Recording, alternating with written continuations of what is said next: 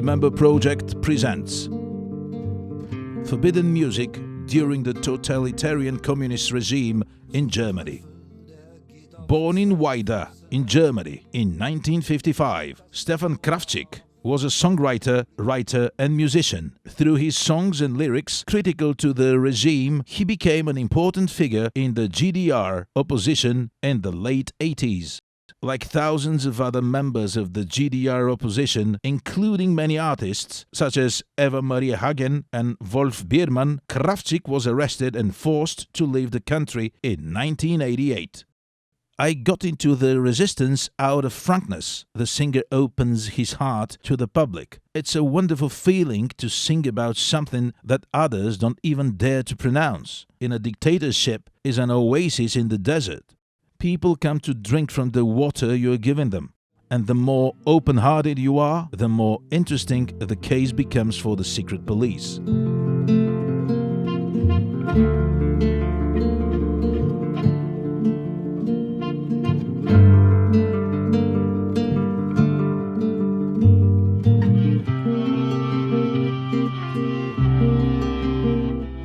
Stephan Krawczyk was born in a mining town and grew up in a poor family. At a very young age, he became a member of the ruling Socialist Unity Party. As a starting singer in the folk group Liederlich, he received a lot of popularity and in 1981 was awarded the first prize in the National Chanson Competition, a similar recognition to that of a national artist.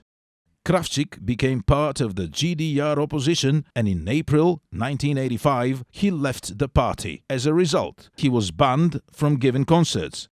He was left with the only possible option to sing in front of church communities and small groups. Trying to silence him by labeling him enemy of the nation, Staatsfeind, the authorities turned him into one of the most popular opposition leaders.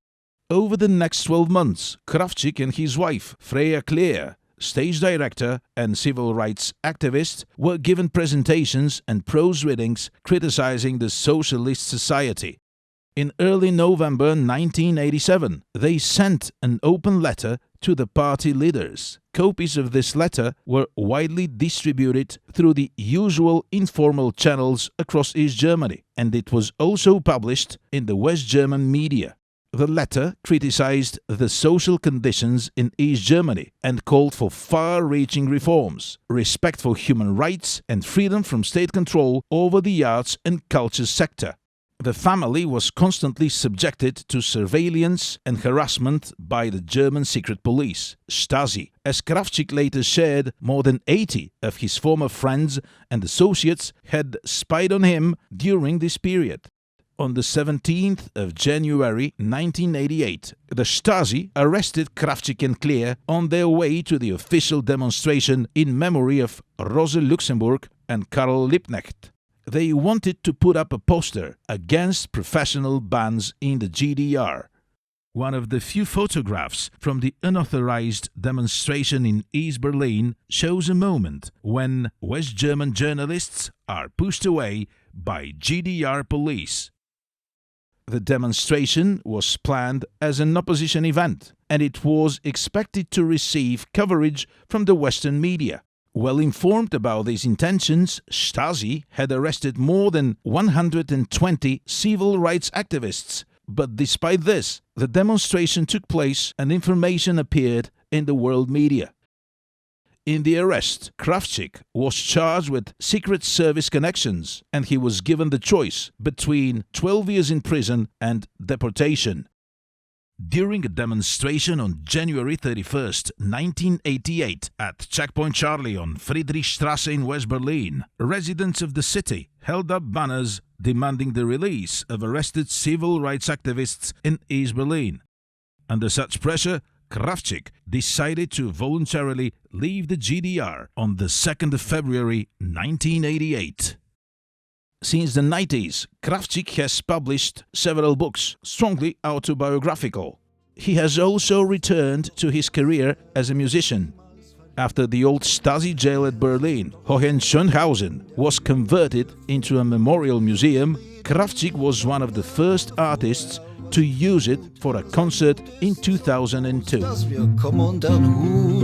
Der bricht auch statt bei Schlaf ne Liebe vom Zaun. Es ist eben ein Clown.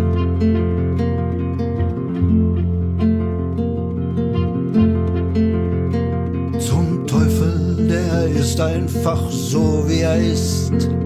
Ein wandelnder Vorwurf ist dieser Artist. Ein Beispiel von Tücke und Hinterlist. Ich sag's ja, der geht auf 2 Füßen umher, als ob es das Selbstverständlichste wär. Der kann sich schon selbst in die Augen schauen.